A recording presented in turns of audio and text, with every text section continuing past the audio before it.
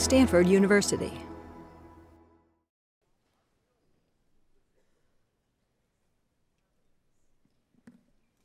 Ladies and gentlemen, please welcome our Stanford Roundtable panelists and our moderator, Charlie Rose. Thank you very much.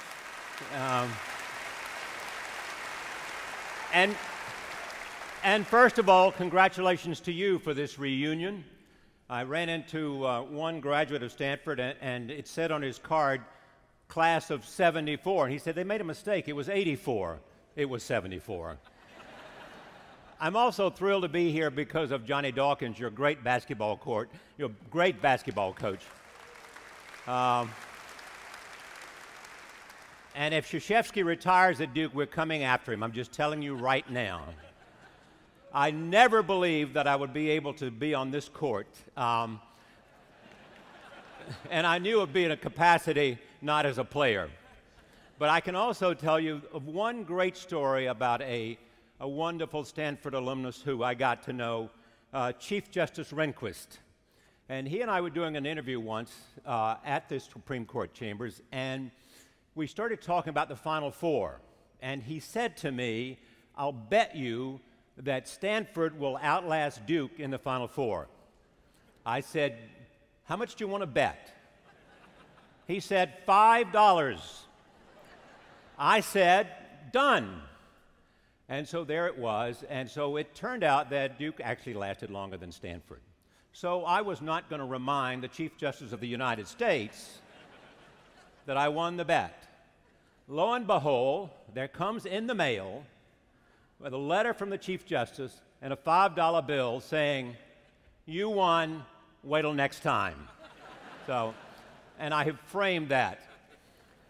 We are here to have a conversation about where we are in terms of the global economy, not just the United States, but the world, because all of us know that we now live in a global world in which we go, because of communications and transportation, we go across boundaries all the time. And certainly the internet has enabled us to do that. I want to introduce you to the people that are here as part of this panel, some that you know, and I expect most of them you know. Let me begin with John Hennessy, your president.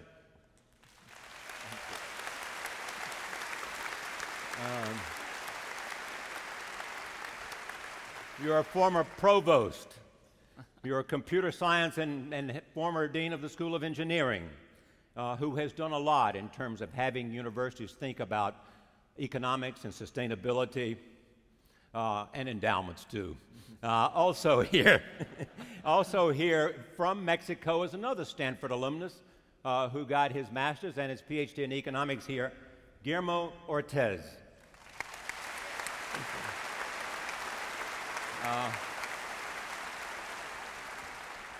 Governor of the Bank of Mexico, and an important figure in terms of looking at the global economy and where it's going. And he was former finance minister and has had a series of distinguished roles, even at, including the IMF. Also here, Penny Pritzker. She is a Stanford business and law school graduate after getting her undergraduate at Harvard.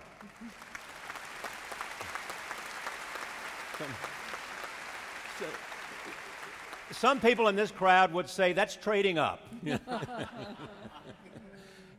She is a Chicagoan, and I think it's fair to say that the man in the White House owes her a lot because she was finance chairman, and early on, when it made a difference, she was helping the candidacy of Barack Obama.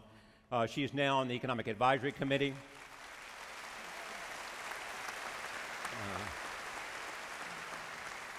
And was co-chair of the inaugural law school and business school.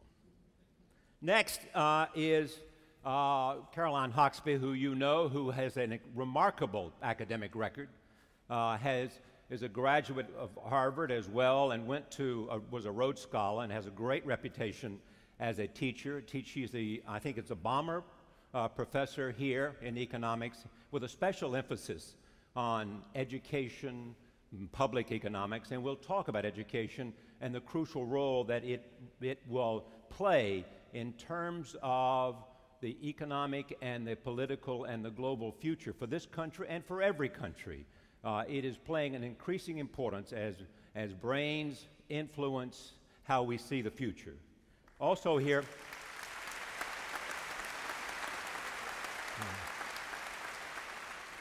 and Eric Schmidt. He didn't go to Stanford, but he's done all right.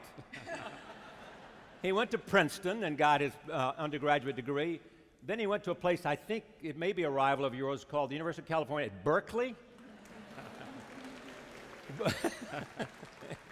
where he got his master's degree and his PhD in computer sciences. Went on, as all of you know, went on to have a remarkable track record in technology, first at Sun Microsystems, Norvell, and now he is the chairman and the CEO of Google, Eric Schmidt.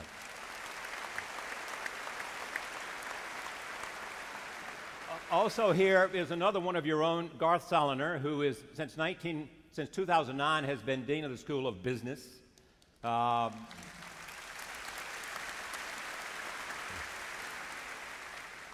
And has a distinguished teaching record at MIT and at here, and with a special emphasis on entrepreneurship and management and understanding the qualities that we need in terms of leadership to go forward. So it is a remarkable panel. Now, what we're going to talk about here this morning is the ideas of where we have come from, where we are in this global crisis, and where we have to go, and what's changed, and what does it mean to all of us, and what are the factors at play, and what are the decisions being made or should be made?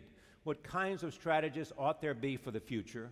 How do we make sure that in whatever country you're in, you have the kinds of resources, the kinds of talent, the kinds of education, and the kind of leadership that will get us there? So I want to begin with President Hennessy and say, give us a sense of what you think, because you're responsible for training future leaders who will go spread across this globe and hopefully play a role in the private and public sector where they go. What kind of tools, what kind of skills, what kinds of ideas are necessary in order that we can come out of this place we are now and come back to a place that hopefully will be better and less vulnerable to what happened to us? Well, Charlie, that's a great question. I think we think about two parts to it. Clearly, where will the new economic opportunities be? Where will the next Google or the next Yahoo or the next Sun Microsystems come from? So we're clearly investing in lots of technologies. I think one key area we're making large research investments in is the whole area of green technology. New battery technologies, new approaches to energy, as well as solving some of our other environmental challenges around water. The remarkable thing about universities is that they are integrated education and research institutions. So at the same time we push the technology forward, we also develop the next generation of leaders. I think the other thing we're thinking a lot about is trying to turn our students into global citizens, to think much more broadly, send them outside the United States, get a feel for what it's like to be in China or to be in Latin America and see what economic growth is going on, and help them become fluent and capable of working across national boundaries, because that is the future. You go down to Silicon Valley now, every single startup has a division in India or in China that's working with them here, and I think that is the future and the way we need to train our students to be. We need to train them to be comfortable in that setting and to be successful in that setting. Guillermo, I want to look back just for a second. How bad was this economic crisis, and how did it get there? And where are we today in terms of stopping the slide and beginning the recovery? Well, this is the worst crisis since the Second World War. I mean, according to many of the indicators, and how we got here, I think it's a combination of factors. You know, we have to remember that before the crisis erupted, we had some very good years in the world economy. High growth, low inflation, very low real interest rates, a sensation that, you know, there were good times. And that led, of course, to the mispricing of risk in financial markets, to development of innovative products, financial innovation. So it was a combination of, I would say, macroeconomic factors that led the stage for you know, a sensation of high growth in property prices, you know, development of finance and so on. And the fact that in these years, in these last few 6 or 7 years prior to the crisis, the financial markets were subject to several shocks, like 9/11, the dot-com bubble, and the Enrons and so on. And the financial markets were able to absorb each one of these shocks. So confidence grew even more that the financial system was very resilient, and the institutions supporting the financial system, like rating agencies, regulators, international organizations, were sufficient to have this system kind of absorb shocks, allocate efficiently resources, and manage risks. I mean, this is the kind of overall stage. And then things began crumbling apart, and there's a long story behind that, but essentially it started in the US with the subprime market. And the amazing thing of this is that it led eventually to a loss of confidence in financial institutions in this country, and then it spread all over the world. And the thing that is very unusual is this simultaneity on how, after the Lehman Brothers affair, you know, Right. confidence was shattered around the world, and the transmission mechanism between you know, the financial variables and the real sector of the economy was so quick. So I think that is a very unusual feature. This is the first truly global financial crisis, because all the economies are interconnected. And how do we get out of this?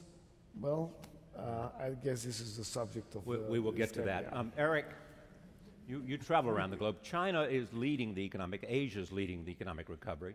For the current fiscal year, they're talking about a growth rate of 2009 of 7 to 8%. Are we in recovery now? Is the trend for 2010 a continued recovery? We are, and it will be. If you look at results from corporations in the United States, everyone's seeing some improvement in their businesses. It appears that the low was March, April, and we don't know, of course, what the high will be, but we know that things are improving. Balance sheets are improving. Joblessness has not improved yet, but that's always a lagging indicator. So if you look at it in aggregate, you'd say it's a classic hard recession with a classic recovery going forward. What's different, of course, is the simultaneity, as we discussed. And what we're seeing now is we're seeing everything come up at the same time as well, and that's a very good sign. We'll talk about regulation also, and we'll talk about sort of lack of confidence, and back to the sense of decisions that were made, Garth, by the previous administration, when you had Tim Guyton at the New York Fed, when you had Ben Bernanke still as head of the Fed, and Hank Paulson as Secretary of the Treasury. Two basic decisions were made, having to do with the stimulus and then having to do with the financial sector and Tarp money. Has that worked? Well, I think the perspective you have to take is of the greatest crisis in the last 80 years. And so job one was to increase liquidity in the financial markets and to stabilize them. And I think that job was done. You can quibble about exactly how it was done, but that job certainly was done. The next task was to start to create confidence that the economy would come back and get people involved in that. And that, I think, was the idea of the stimulus. The stimulus money has so far really not had much impact, and we will start to see that impact to a much greater extent next year. All right. Penny, you own businesses that are involved in consumer spending. What's happening with respect to consumer spending in America? Well, consumer spending is way down, and it's down for a couple of reasons. First of all, people's home prices have deteriorated dramatically, and so that's the largest asset that any family typically has. And so that affects the balance sheet of the family. Consumer spending is down also because of the threat of unemployment and growing unemployment. And the third reason consumer spending is down is that access to credit has been severely limited for the average American. Your credit card has become either extremely expensive, or your access to credit through your credit card has been limited through the various both regulations that have gone on, as well as the various banks reacting to the portfolios and the problems they have in their credit card portfolio. So this confluence of things is really affecting the psyche of the consumer and their attitude about spending. When you look at jobs as a lagging indicator, is it possible that we will not have the kind of recovery in the job market that will take us back to previous levels? Well, I think that it's a question of timing. I think we will have jobs during the recovery. The question is how fast and how soon. The Council of Economic Advisors came out yesterday and said it's potentially that jobs will lag all the way through 2010. And so that's a real concern for the administration. But long term, this country is going to create jobs. We have, first of all, we are an innovative country. We come up with innovations. We're committed to green technology, and retrofitting is going to require a number of new jobs. We've got, we have 1 million new households that form each year in our country. That requires construction to house those folks, to house the economic activity that they've got. So jobs are going to come. Jobs are going to come in healthcare as well, because we have such a robust healthcare system. So I think jobs will come with the recovery. The question is how fast, and I think that the indications are that's going to take time. One of the things the president has said that he wanted to do with the stimulus is focus on healthcare, focus on climate, and focus on education. When will we see the results of the stimulus in terms of its impact on jobs and its impact on the economy? Because most people I talk to don't believe they're seeing it yet. Well, I think it's a question. It may be that we're not going to be able to see very much effect of the stimulus package itself. One thing to understand about jobs is that jobs are very different than asset markets. The asset markets, as soon as I think that Google is going to do better, I want to buy Google stock, and so Google's price is going to start going up. How could it do better? But employers are not like that. I don't say to myself, gee, I think in a year I'm going to need to hire someone, so I'll hire him now in expectation. You don't do that. You wait until you actually need him to do something. So that's why unemployment can stay pretty high, even when the economy and the financial sector started to recover. I think that what we need to recognize about American recessions now is that unemployment, there's a good side to unemployment. It reallocates labor from jobs where maybe people weren't as productive as they could be to jobs where they're going to be more productive. It's a painful process, but it is a process that means that every time we come out of a recession, labor productivity is at an all-time high. And it's precisely because everyone's been reallocated to jobs where they're most productive. But every recession we've had recently, skilled workers have come out of the recession looking better than unskilled workers. And that's why I think we do care about the long-term effects of the stimulus on education and things like that, because there's a long-term trend away from unskilled workers and towards skilled workers, and I can guarantee they'll come out of the recession, unskilled workers will come out looking worse. Eric is going to jump in this, let me just say for the benefit of all of us here, I don't want to simply traffic cop up here. I want all of you to engage, so we're past the introductions now, so jump in. Eric? There's a reason to be optimistic. Right. What do these queries have in common? Weight loss, fitness, cooking, recipes, self-help, and mental health. They peaked in the spring, and they're going down now. What do these queries have in common? Restaurants, clubs and nightlife, ticket sales, movies, dancing, etc. They're all on their way up. Trust me, we're in a recovery. Okay, but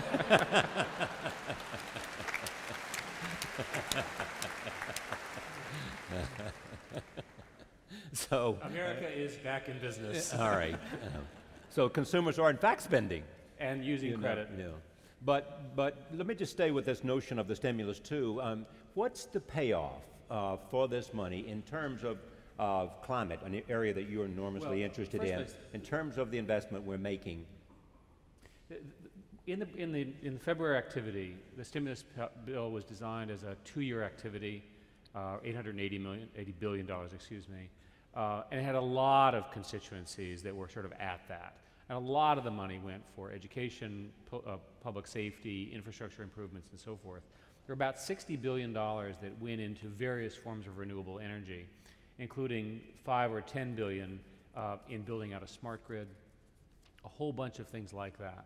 And the president's agenda basically said that if you're going to invest, you might as well get a twofer. You might as well, in addition to spending money, which of course brings up employment and so forth and so on, you might as well address some of the structural infrastructure issues that we have in our country with an eye to building a new energy infrastructure. And that energy infrastructure is fundamentally about renewables and transmission. The renewables are there. All the math says that we can power most of the country from some percentage of the desert, but all the sources of power are not where the people are, and you have to get it using a smart grid. All right. The same principle applies to education, and we're seeing that in the stimulus money. There's 10% of the stimulus money in education is going towards Race for the Top and other funds that are really used to incent creativity and best practices within education. And you're seeing tremendous benefits from that, even before that money is being spent. In fact, Race for the Top is one of the really bright spots in the stimulus package, because it's finally broken through this notion that maybe we should reward people for excellence. Right, and it's also, what it's doing is it's having a great effect in advance of even the money's being spent, which is that legislatures are changing laws to allow, for example, I believe in California, to marry up teachers and the performance of students and that kind of data, so we can track both student performance and teacher performance and really have better data about how are we doing with education. And we need to really, I mean, what the President and our Secretary of Education are committed to is we have to have international education standards in our country, in our public schools, K through 12. And we have got to raise our standards of what's acceptable in order that we produce skilled workers who can be successful in a global economy. I really want to agree with you about what the federal government can and can't do on education. The federal government doesn't actually spend most of the money on education in the United States. What it can do is create leverage and get the states to do the right thing. And the federal government right now is having a lot of success, and in fact it's kind of a continuation of the previous administration's policies in using its money to get the states to do the right thing, to hold schools accountable. But do the states have, I'm in California, do the states have the money to do the right thing? You know, I really don't think it's, California is, let me set aside California for a minute. Let me set aside California for a minute. Most states in the United States, minus our wonderful, beautiful state, which is 1/10 of the U.S. and one of the largest countries in the world, right. Most states in the United States spend plenty of money on public education. The problem is not money per se as much as it is figuring out how to do what works in schools. And there, I think we have actually, we now are in a position to know much more about what works in schools than we knew 20 years ago. That's the one place where technology and data have really helped us, where we can now be much more scientific about figuring out what works, and the federal money is trying to leverage that. The issue, I want to come to the financial sector in just a second, Guillermo, in terms of what has happened with respect to the financial sector. But in terms of education, most of the emphasis is K through 12, right? That's right. That's where the issue is. Right. That's right. Because the United States continues to have a huge leadership. Correct. Although we depend at the graduate level, particularly in science and technology, on importing lots of graduate students because we don't produce enough out of our K-12 system. Because if it's broken somewhere, it's broken deeply in science and math education. We're also going to talk about what's happening in terms of India and China. Are most of the graduate students staying in the United States? Or are they going to India or China or Mexico or somewhere else? I think it's a mixed bag. You'd see that most of them at a Stanford or Berkeley probably are staying at least for some period of time. I think as you go to other institutions, you'd find more people going back. We don't give them visas, guys. Yeah, exactly. I know. We have a real problem. This is a brilliant strategy. Bring the smartest people in the world to Stanford, educate them, and kick them out of the country. That's It's terrible. Brilliant strategy. Great for America. As it is often said, we should staple a green card to a diploma. Absolutely. Right. Don't you think a Stanford graduate education is a reasonable condition for actually becoming a U.S. citizen? Well, let me just tell It's you. just unbelievable. And by the way, we have tried and we have tried. It is the stupidest policy in all of government. Hello, we Take the smartest people who are going to build companies and pay taxes and have them do it in another country. There is a thing called a bully pulpit, and both you and Penny know the incumbent at the occupant of the White House very well. I mean, how much of a priority is this for this administration?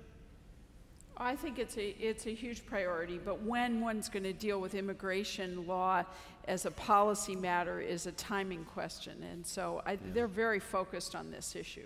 Everybody understands this. Everybody understands this, and they always say, "Oh, okay, yes," but they won't actually vote on it. We've come back with ideas like you've got you've gone to college, you've been in one of these programs, and you get an H-1 visa for that. They won't even carve that out.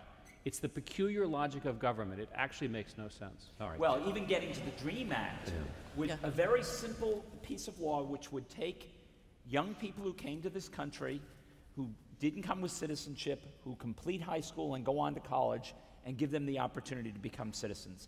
And I think this is something we have to do. It makes no sense to take somebody who came here at 2 or 3 with their parents and say, you got a Harvard education. Now go back to where you came from. It's a ridiculous situation.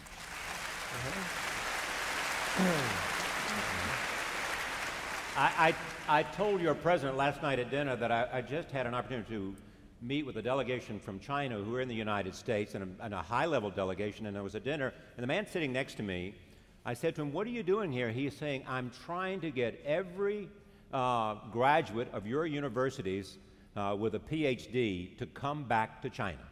And that was his mission here. The financial sector. One, you had the stimulus, and then you had the financial sector. We had the Tarp money. We had the rescue of, not the rescue of Lehman Brothers, we had the rescue of Bear Stearns with a guarantee from the Federal Reserve.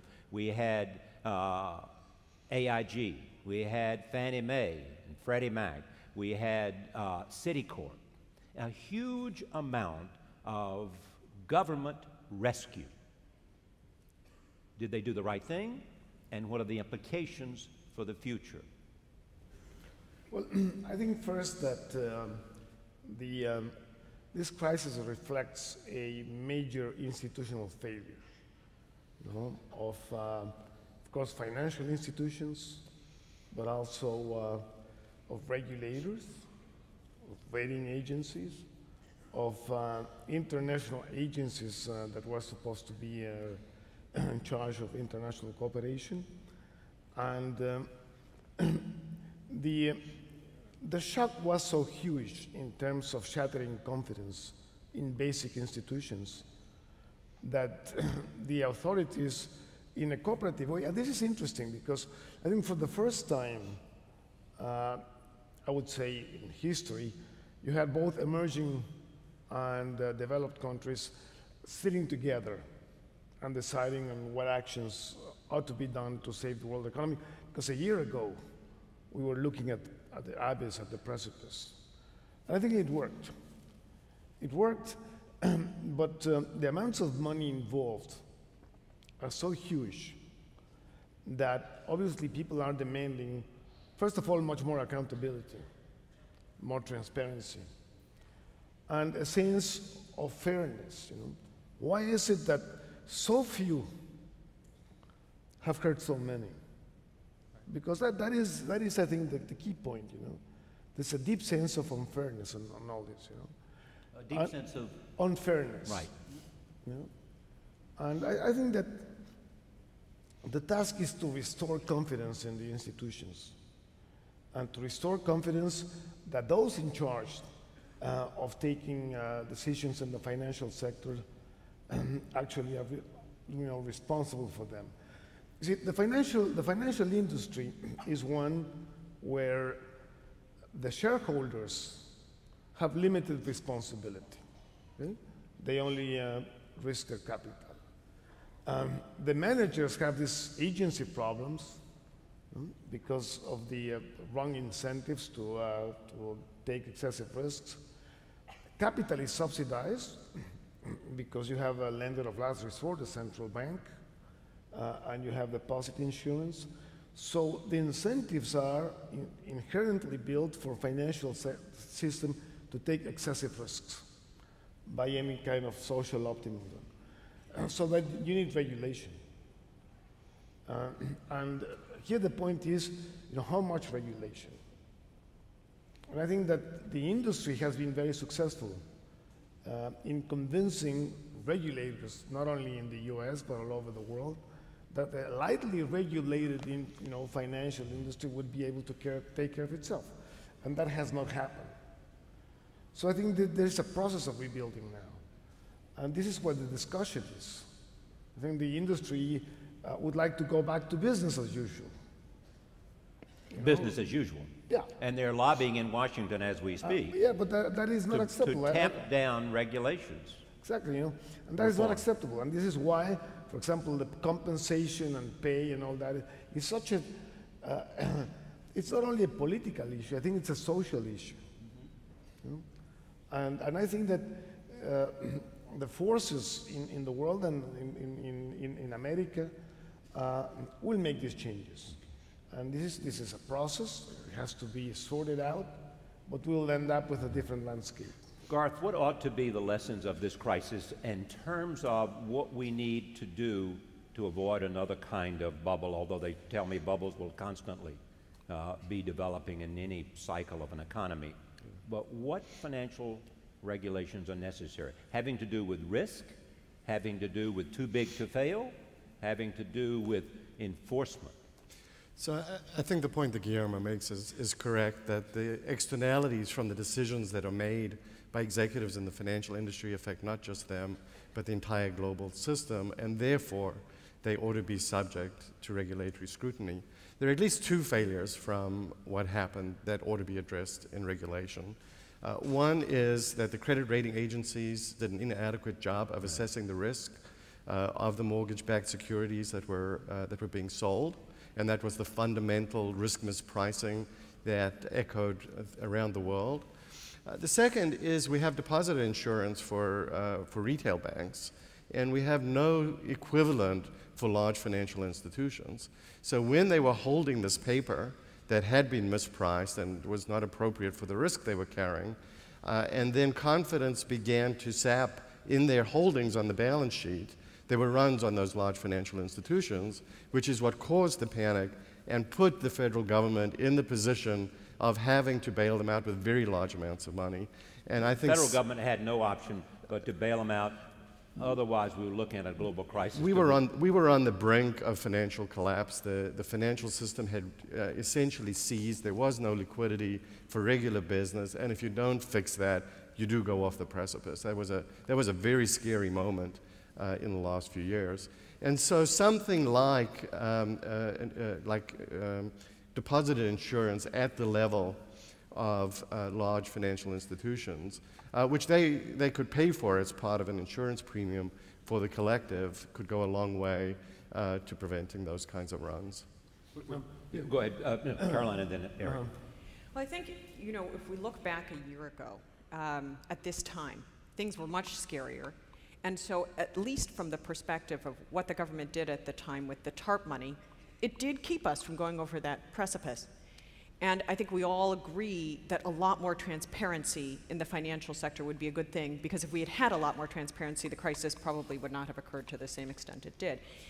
That being said, something that we haven't figured out how to solve is how to tell the financial sector, don't take so much risk next time, because we don't want to have to go back to taxpayers again the next time you take risks that are too big. Because in fact, what have we done? We've actually sort of taught the financial sector, okay, you took a lot of risk, you created a disaster, we bailed you out. And it's like parents, you know, if you bail out your kids every time they take too many risks, they're going to do it again. So I think. But again, anyway.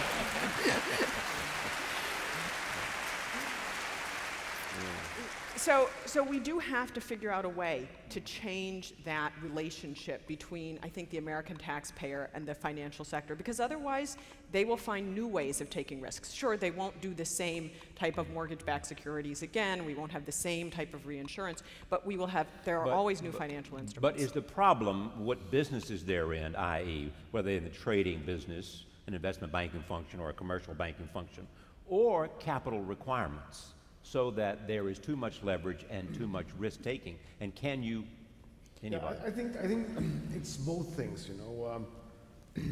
But one particular aspect that we have to watch carefully is the concept of financial innovation. I think financial innovation in general has been very good. You know, the creation of products that serve businesses, that allow households to get credit and small businesses to flourish, and you know, those have been the kind of good innovation products. But in the last few years, financial innovation kind of separated from the real sector of the economy. You know? I mean, financial processes are good insofar as they help people or they help businesses, they help the real economy to function better. But when financial innovation is separated from the real sector and you know, it turns into a betting game, for example, we can bet that you may fall off a chair over the next half an hour or so, you know? And that's okay if we do this bet privately. But if we use taxpayers' money implicitly, you know, to take on these bets, there's something very wrong with that. The argument also goes along in terms of, yes.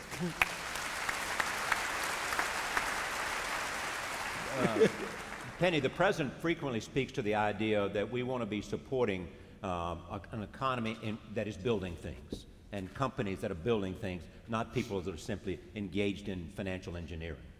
Right, and so, you know, that's why he's encouraging investments in innovation in green technology and things like this that he thinks are going to not only be good for America, good for our climate, good for our economy, but also help create jobs, which is extremely important. And I think this is an extremely important point, which is this side betting that went on is a really destructive part that got created out of financial innovation.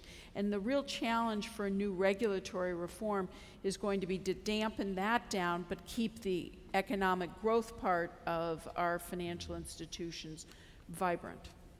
Derek, you had a... I'm concerned that there will be more and larger bubbles in the future for two reasons. If you look at the sort of history of bubbles, a lot of them have to do with the fact that information markets are getting smaller and quicker. It's possible to have faster bubbles, faster rises and falls. And I see nothing with the globalization.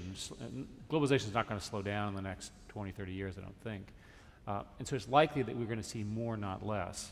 The other reason is that there is not a consensus among global leaders. Everyone's upset, but there's not a consensus on how to address the points that have been made here, with some reasonably obvious points like Garth made about risk, about rating agencies, and about compensation schemes. You want to fix this problem, fix the compensation of the actors so they don't act in the way you don't want to. There is not an agreement of how to do that. All right. John, speak to the... This is a critical issue. The other component of this is we didn't price liquidity properly. So we acted as if illiquid assets were fully liquid. It's what caught the university endowments. It's what caught the real estate market. It's what caught the enhanced money market funds. They, in fact, were not fully liquid investment strategies. And as a result, once the crisis began, banks and other asset holders couldn't unload their assets and turn them into cash to meet demand for cash. Do we have, when you look at what's happened here with the government understandably having to intervene, General Motors, Citigroup, AIG, is there an exit strategy? Is there, as Ben Bernanke suggested, a fiscal exit strategy so that things will return to, and what will be the look of where we return to? Anybody? Guillermo? Well, I think that the... Speaking of a fellow central banker. Yeah. Well, I think that the... I mean, we all, I think, have agreed that that stimulus had to be put in place because the world economy was in danger of falling off. But the amount of taxpayers' money that is at stake is huge. Not only in the US, but this is also true in Great Britain, it's also true in Europe, in Spain, in many other countries, in Ireland. We may make sure that this works. Because a relapse, if you have a relapse and you have also, I mean, and if you have another episode of, slowing economic growth and another recession or something, there are no more tools there. I mean, because you have already spent what you had. So the timing is crucial here. I think the stimulus has to remain in place until final demand, which ultimately is what is important, really takes hold. And we make sure that the recovery, has firm roots. And I think that is a crucial point, at which point do you retire the monetary stimulus? Because if it takes you too long, you will eventually provoke some inflation. And in terms of the fiscal situation, well, you are already looking at, very large fiscal deficits of the next decade, at a rise in public debt in the US and the world. I mean, and a much more active role of public sectors. So this is something that will have to change, And difficult decisions in terms of the fiscal situation will have to be taken by the American people and by people all over the world. Speak to the deficits that this country's economy is looking at. Well, they are unprecedented. I mean, the only time we have had deficits that in real terms are of the same size, so inflation-adjusted terms of the same size, was right at the end of World War II. And it was a totally different type of deficit because that was to build a war machine and to keep all of these people in the army and to feed them and so on. And as soon as we ended World War II, the deficit disappeared. And in fact, we went into surplus. We currently have a deficit that is at in my opinion, a totally unsustainable level, but it is to fund mandated benefit programs largely, right. Medicare, Medicaid, things like that. And those things we're not going to stop doing them tomorrow. So it's a much more difficult problem to solve than we had at the end of World War II. I actually think today our debt and our deficit are the single largest risk to the economy. I think the financial sector will... I think the financial sector will come back. How well it's regulated in the future, I don't know, but it will come back. In some cases, it's already back. Yeah, that's right, it is. I think our real economy will come back. By that, I mean all the goods and services that we produce in this country. Americans are very entrepreneurial, innovative, flexible people, so lots of jobs will come back in the real sector. But we really do not have any kind of proposed solution on the table for the debt problem and the deficit problem right now. I mean,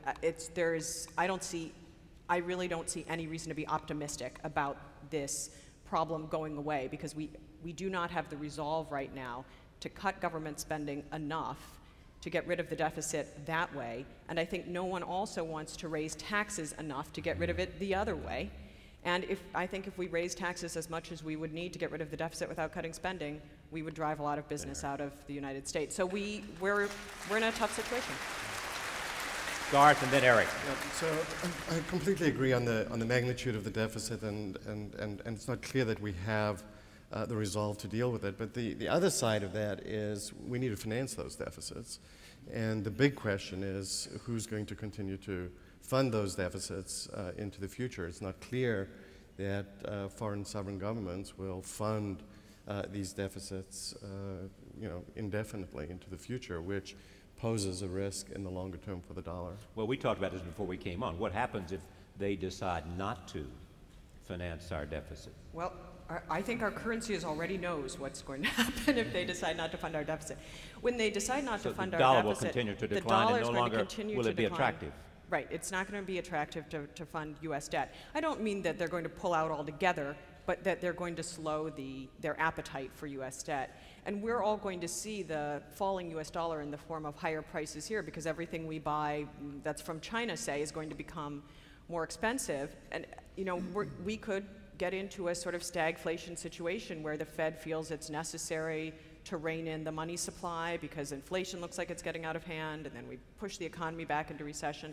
We don't want that to happen. I think that's what Guillermo was talking about when he said it's so crucial what the timing is. How do we manage to get out of this recession without high inflation, which would push us into tight monetary policy? Well, Eric?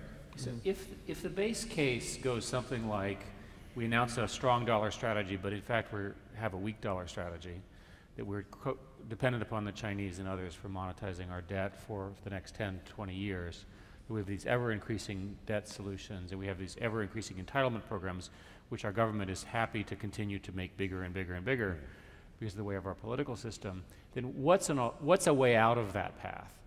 The only one that I can see is the rebuilding of a manufacturing industry in the United States. Right. And it goes something like this. I don't think the service economy in the U.S. will be strong enough to do it, having to do with the way services are delivered. But because of the strength of the American university system, as evidenced by everybody here, especially here at Stanford, it is possible for America to become sort of a little bit more like Germany, a leader in advanced manufacturing of very sophisticated manufactured goods that are not high volume compared to what is done in the high volume factories in China. So if you imagine a dichotomy where China builds the things which are very low cost, very high manufactured, very much the same, and American ingenuity creates whole new businesses. There's an obvious one in nanotechnology. John is an expert here on some of the things going on at Stanford, which are phenomenal in their impact, in energy, in biotech, and so forth and so on. They will begin to create the jobs that are high-paying, that will pay the taxes, that will help solve the problem you're in. I don't see another way to do it. We need another bubble in America that's not a short-term bubble, but a long one, an investment, a cycle where everybody's just incredibly excited about building these new industries. What about this idea, but including North America?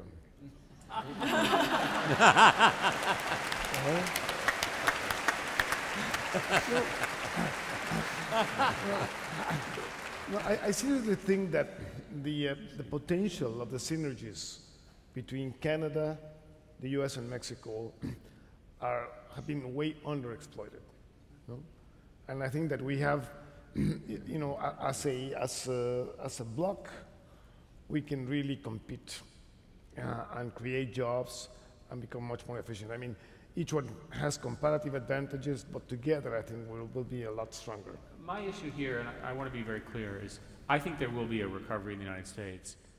The question is, how do we get the kind of jobs that are growing jobs? You talked earlier about this issue of college versus non-college. There's a whole generation of people who benefited from the bubble that we just went through, this credit-induced bubble, who might not have jobs in the future because they don't have the right skills. We need to address this as a society, and the only way I know of to do that is to build these new businesses. Okay, John, speak to that. Yeah, I agree with Eric. I think we need to get back into what I would call high-tech manufacturing, not the low-technology manufacturing. We need to form global partnerships because many of these next-generation products, whether they're in the environmental area or they're in conventional information technology, will be built in conjunction between other parts of the world and the U.S.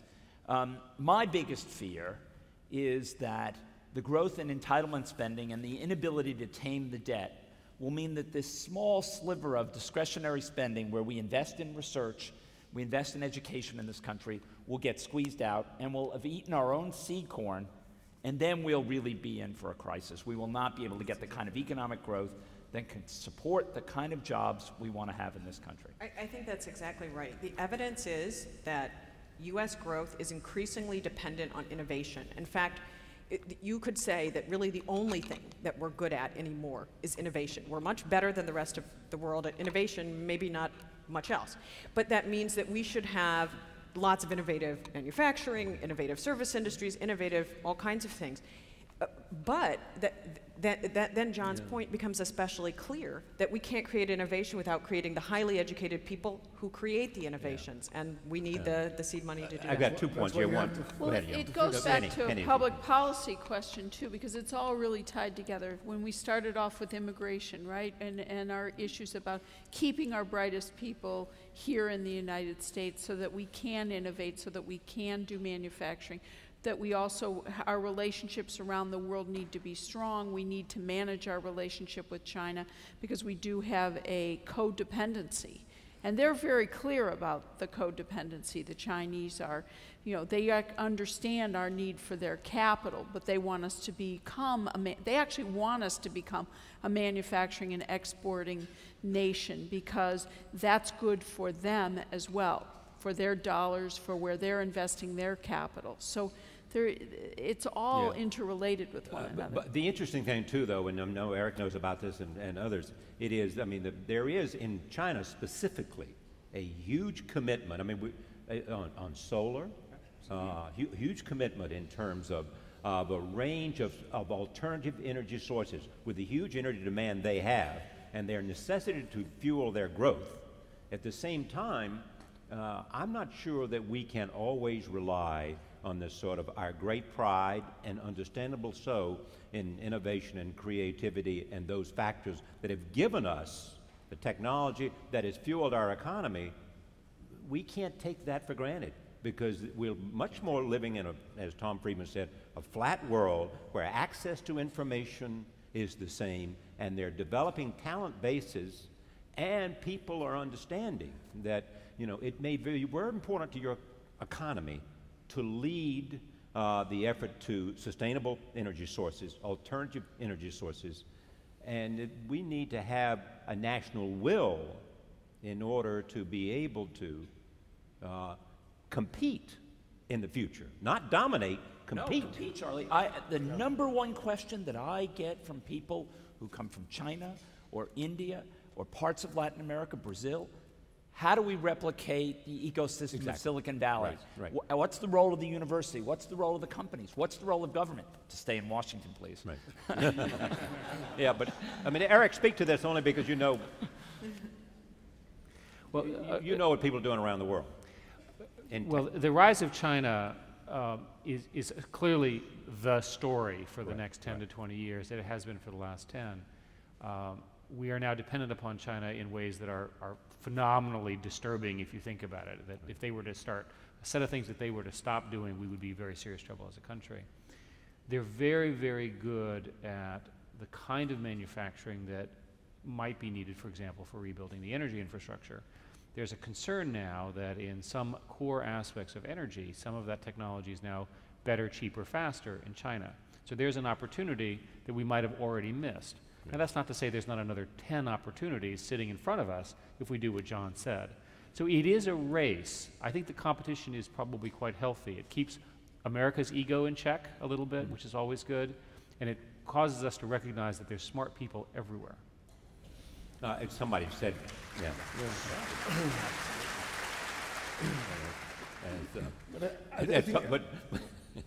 I remember that Tom Friedman once wrote a quote, once did a story on a column in which he basically talked about his grandmother who said, I'm less worried about a country that tries to censor Google. You remember that? Yeah. But go ahead. Talk about where we are in terms of the president's mind, with respect to all of these issues, in terms of priorities and where we develop the will to engage deficits and how we march on so many different fronts. Well, I think what you see the president trying to do is to really push the Congress and the Senate to make very bold steps. And he's really fighting a very challenging structure. Our democratic, government is a phenomenal system, and we all believe it's the best system in the world. But to take big, major leaps forward in terms of addressing our climate change problems, in terms of addressing healthcare, in terms of addressing education, requires a lot of will and everyone getting over their own parochial interests, which is very challenging when you have 535 lawmakers, if you will. And what I think you see the president trying to do is to over and over and over reinforce how important these themes are for the future of our country and how important it is that we address them now. And that's frightening to a lot of people, this amount of change this quickly. But I think he's very much on the right track in terms of pushing the Congress as hard as he can. Mm-hmm. Anybody want to add to that?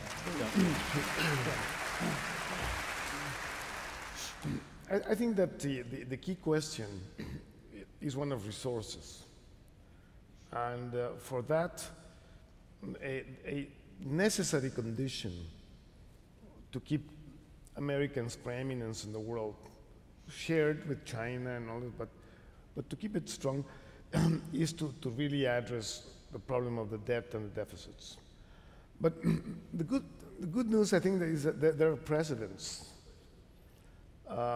Great Britain was broke in the 1980s. It had a much more difficult problem than the US. It took tough decisions. You look at around in Latin America and in other places in Asia, and many countries had these huge fiscal problems and they were able to resolve them.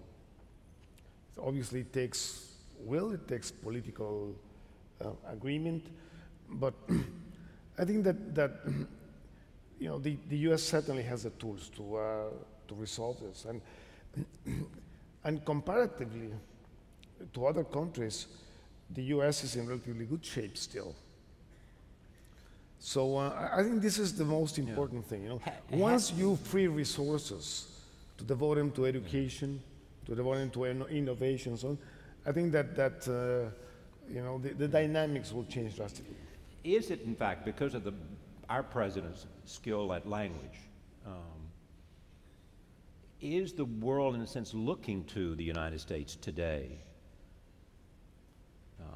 for something? I think very much so. I think that the image of the U.S. in the world has changed dramatically, and I think that the world is again looking at the U.S. for strong leadership, and this is, I think, a very important point. But leadership, with the recognition that most of the problems we're looking at, whether it's climate or a whole range of global economic questions, and even geopolitical questions, whether it has to do with Iran or nuclear nonproliferation, all those issues cannot be done alone. And that we do live in an area of engagement, but an area of multilateralism as well. Well, I agree with what Penny said. I think we are seeing some forward progress. It's a difficult problem working with Congress, but I think if you just look at the re-engagement of the Department of Energy on issues like sustainable energy sources, renewable energy sources, an area we had abandoned as a country for research funding, we're now re-engaged in it, we're focused on it, and we'll get rid of corn-based ethanol, which was never a good solution for our energy problems.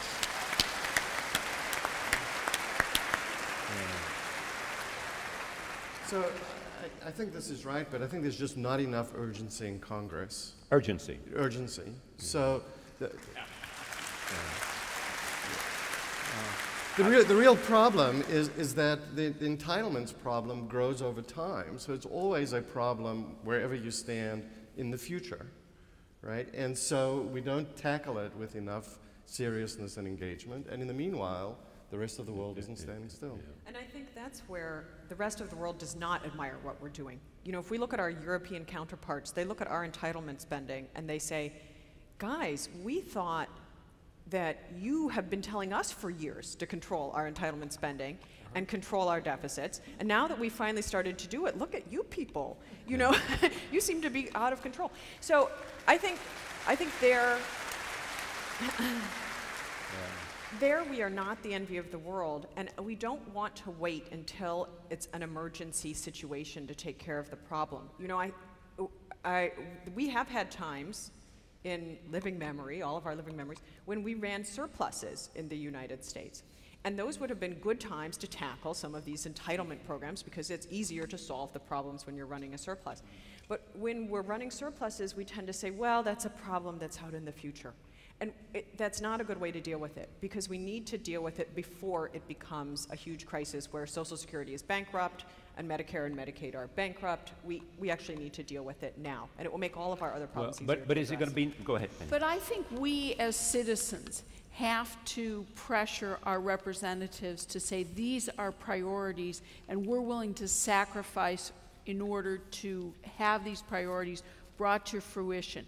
But as long as I'm a congressman or a senator and I'm given the, you know, the priorities are what's going to happen in the next year or 2 years or 3 years, it's very hard to bridge to the future vision of what we want to have.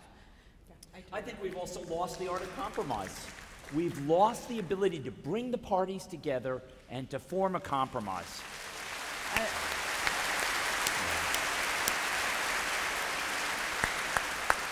And I think, John, you see, you know, referencing back to the president, you see the president very much trying to create bipartisanship and reaching out. And there's a lot of question about that. There's a lot of question about that, but I think that his intention is genuine. And it's very challenging to actually address that in Washington. I agree with that. In fact, I frequently point out to students that in many ways, the last big aggressive domestic policy reform was welfare reform, led by Bill Clinton and Newt Gingrich, both commanding leaders of the two sides of the aisles that could bring the country together around something, which is now being copied around the world. So Europe is using the earned income credit scheme now, and so we need to do that again. Well, and I think we should applaud people like Olympia Snowe, who really took a big political risk. Yes, absolutely. She took a huge political risk for the benefit of our country. And you know, what is frustrating is you would like to see more of that. How much the president can speak to that and the Congress has to speak to that. I hear in the audience a sense of some sense of lack of confidence in certain sectors. Yes. How do leaders address the question of confidence building? You train leaders. Well, it's through your actions. You know, you have to lay out a vision, and then you have to be willing to show your ability and willingness to make tough choices. And I think that some of that resolve is lacking. And transparency. And transparency, of course, yeah. What issues do you think that we should be speaking to, any of you, that, not in terms of this particular roundtable, but the country? What ought to be the debate in this country having to do with the future?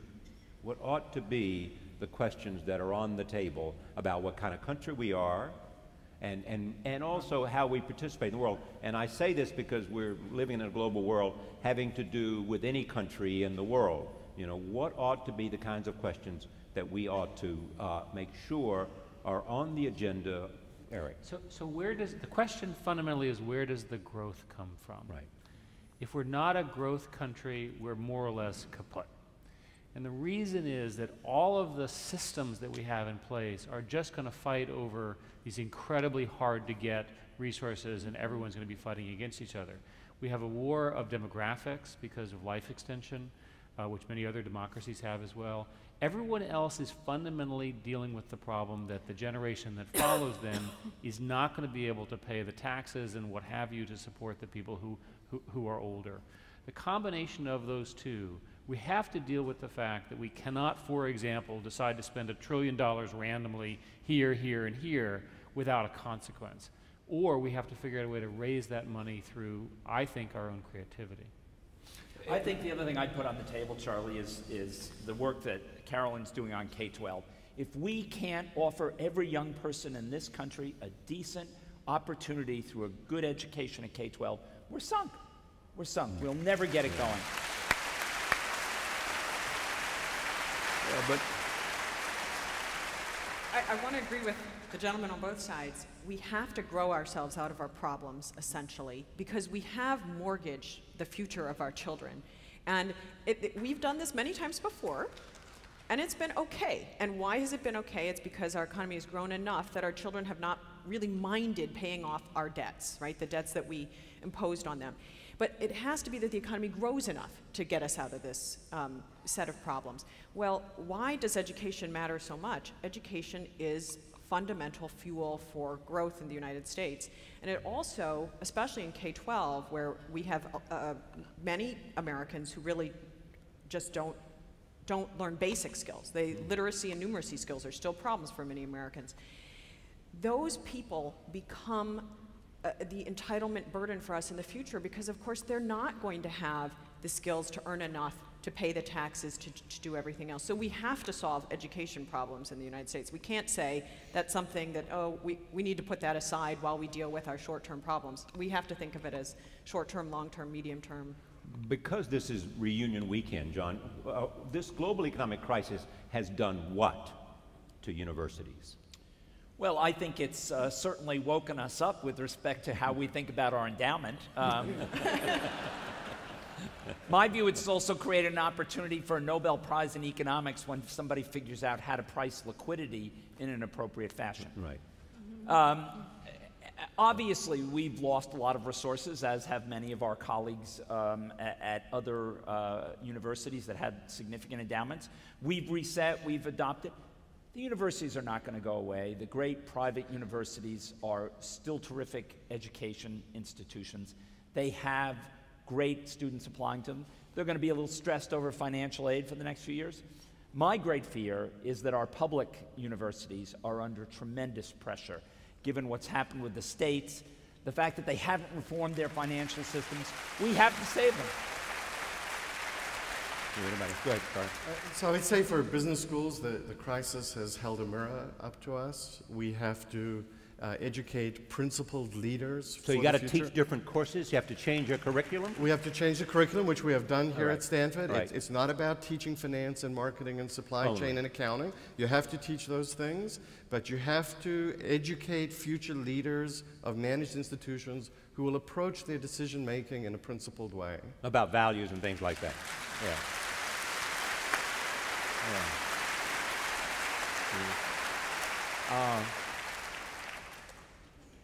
Eric, what kind of, Google has made a case always that it has a different kind of culture.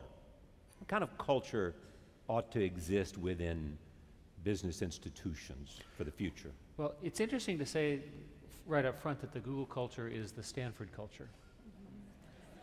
And I mean that with the greatest respect, because this is the Sergey Larry culture? Absolutely. We modeled Google on their experience in the computer science program here at Stanford. We get 3 or 4 times more graduates from Stanford than from any other university. And so I think in many ways the success of Google reflects the kind of contributions that Stanford has made. When I look at sort of my professional career and what's happened in the Valley, remember the S in Sun is Stanford. Yes. Right. So there's more. What was the UN? University Network. University Network. Stanford University Network. And so from a Google perspective, what we're trying to do now culturally is we're trying to build cultures that have a lot of people pushed together. It's very much the open model, people working very hard, a sense of changing the world, a sense of working beyond just a paycheck or for a manager. A combination of individual freedom, 20% time to look for ideas and so forth. And the sum of those are models that can be used in many other businesses to get the best of your employees. It's important to remember that a lot of the best ideas do not come from the top in a company, and almost all of the disruptive ideas come from the bottom. All right. That's what universities are fundamentally about. The disruptive ideas come from the students and the faculty. Right. That's where the great innovations come from. The president is at the bottom of the pyramid supporting all these people, you see. Yeah. With the deans very close. Yeah, that's right. Very close. Caroline, what has what has your profession learned, and what lessons are there for you coming out of what we've been through and sort of continuing to come out of? I hope that the economics profession has a new sense of modesty about its accomplishments. I think actually the thing that humility and modesty will that's take right. you. No, I'm actually a microeconomist, so I'm not all that humbled because it's the macroeconomy that's been doing really badly. But I'll tell you something that we've never really understood, and we knew we didn't understand it, but I don't think we realized how awful it was not to understand it, and that is, we don't have a very good sense of how things play out when they're really integrated across sectors. Now, we would call this problem the general equilibrium problem, that if Penny does something and that causes John to do something and that causes Garth to do something, that causes Eric to do something, all those interconnections are very hard for economists to understand. And what's happened as the world has become more and more integrated is that understanding how all of those connections fit together has become a more important puzzle to solve, and we do not have very good answers to that set of problems. I mean, we knew we didn't, but I don't think we realized that that would cause us to have such a poor response when something like the global financial crisis hit. And I think we didn't have very good answers, and I think we realized we should have had a lot more resources invested in trying to answer questions like that. So I think it's been a very important lesson for the profession, but I don't want to promise people out there that we'll have answered these questions soon because they're very hard questions to answer. Penny, do you think we'll have less faith in markets? Or have we just gotten over it and now we're back onto No, I think that profits and... No, I don't think that I think that markets are just that. They're markets, and they respond to supply and demand and other factors. I think that, I don't think we're just back at it. I think that there is a cautious awareness of exactly where we're at. As Carol you said, if somebody thinks Google's stock is going to go up, they're going to want to buy Google stock. That's very different than, the day in and day out of other businesses. And so I think that people are cautiously optimistic that markets are working, and that confidence has, there is a certain amount of confidence that has returned. I think that a very important thing was this extraordinary loss of confidence that led us to the precipice of a meltdown. I think that governments stepped in. I think they did a good job of restoring confidence. They're now peeling back the support, slowly trying to peel back support in an effort so that we can continue to operate in markets where we feel, okay, they're functioning again, I can have confidence in them. But this raises a question which I may close on. We've got just a few minutes left. Is there some new paradigm having to do with any range of things, whether it's government's role in the economy or anything else that we ought to, that is a result of what we have been through? Do we now look at the world in a different way because of our experiences, and is there something that has changed irrevocably and forever? Well, so I think Carolyn's point was that, for macroeconomists, they need to understand general equilibrium and interconnections. Right.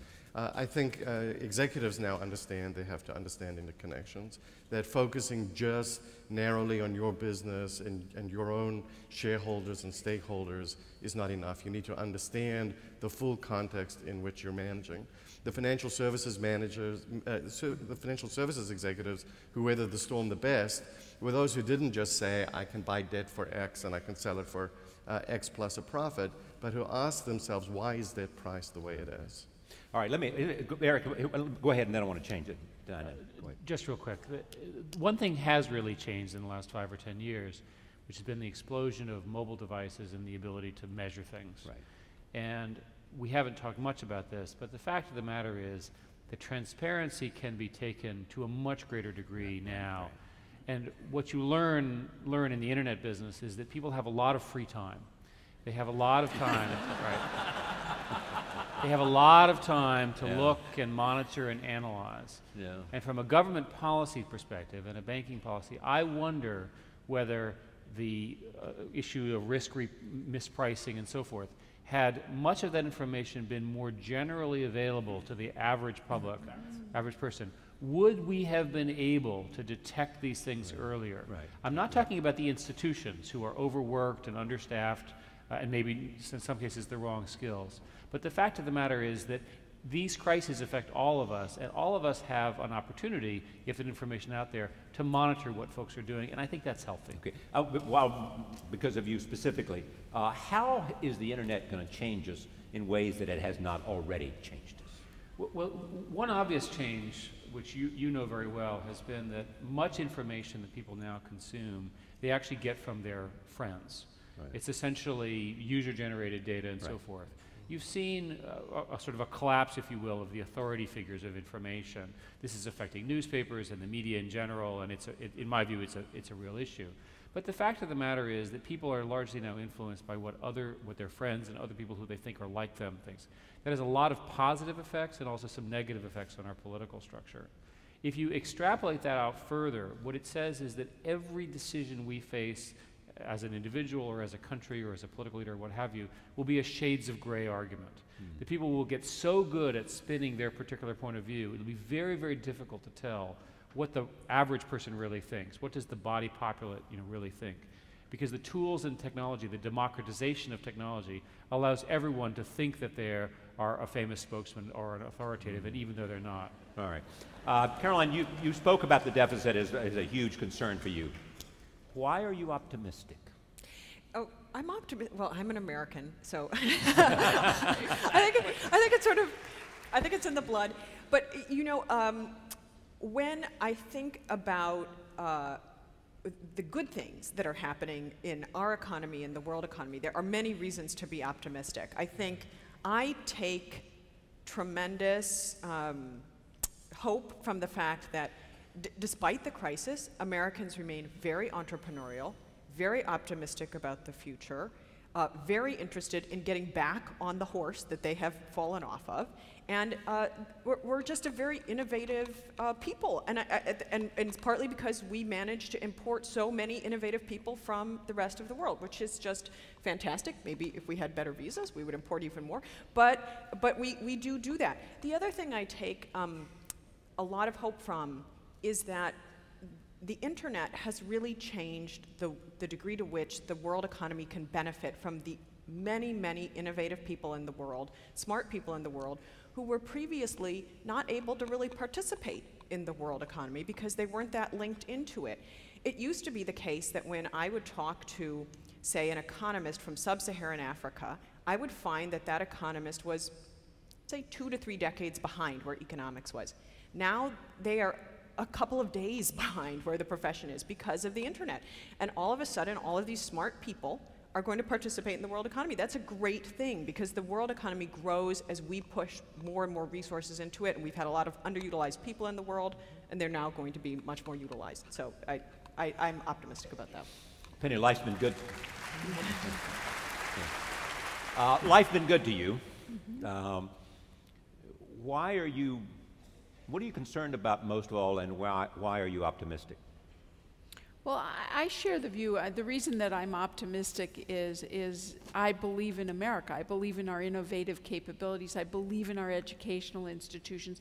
I believe in our power to evaluate ourselves, to see what we're not doing well, to recognize it, to call it out, and to do something about it. We are a people who are honest with ourselves, and so I have confidence that when faced the realities and the challenges that we're facing that we've talked about today, whether it's the deficit or climate change or education, or the healthcare challenges, we are very aware of those issues and we're facing them. And it's hard to do. But the fact is we're actually facing them and people are making tough decisions. And so that's why I'm optimistic. Right. Guillermo, Mexico was this long border of the United States and all kinds of issues that demand cooperation. Whether it's immigration, whether it's weapons coming over, whether it's drugs coming back, whatever it is. Is there optimism that governments will be able to, in the future, for lots of reasons, cooperate to deal with problems that have no geographical definition? Well, first, the degree of international cooperation that we have had with this crisis, I think, is unprecedented. So that is a good sign. I think that the G20 that met exactly a year ago in the middle of the crisis, for the first time, got both emerging and developed countries acting together in coherent and cooperative policies. Now, in relation with Mexico, there are two levels of the relationship. One has to do with the everyday business of trade, of investment, of the drug problem, arms, and so on and so forth. And this is something that has to be, I would say, taken with a view, with a long-term view, that the problems will have to be solved, and will have to be solved through cooperation. And the key to as to whether we're going to be optimistic on that or not is whether we have at the leadership level a sufficient, I would say, leadership and will to connect these things. We did NAFTA a few years ago, and that was something very positive, I think, for the hemisphere as a whole. So I am also I'm not an American, but I'm also very optimistic. I'm a Stanford graduate, maybe that's a reason. But I think that our two countries will eventually come to terms on the more difficult issues, which is like the drug thing and the many positive aspects of this relationship in terms of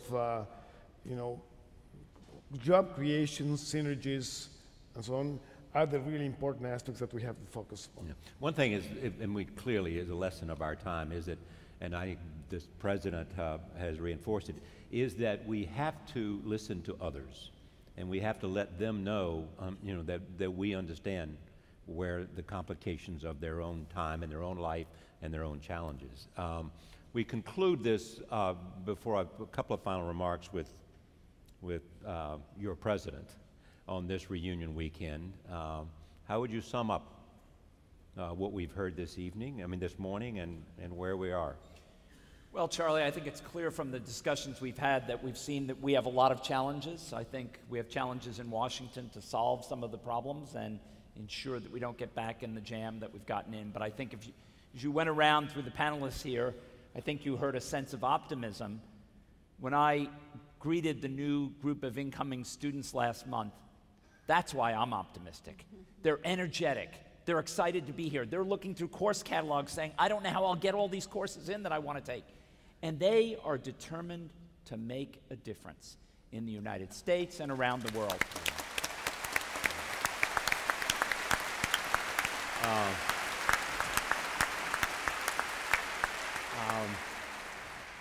They are you, and they are your sons and daughters. Coming home for a reunion is a wonderful experience, and so I'm pleased to have been able to share this time with you in this remarkable panel, and all I can end with is saying good luck to the Cardinals tonight. Thank you very much.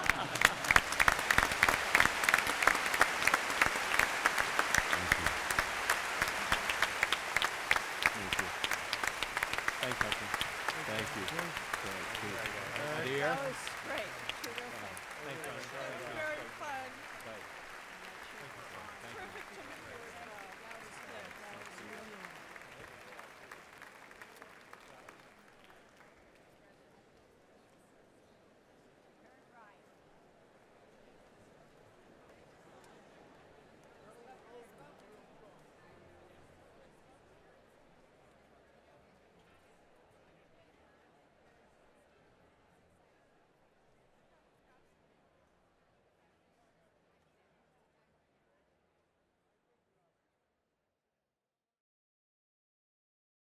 For more, please visit us at stanford.edu.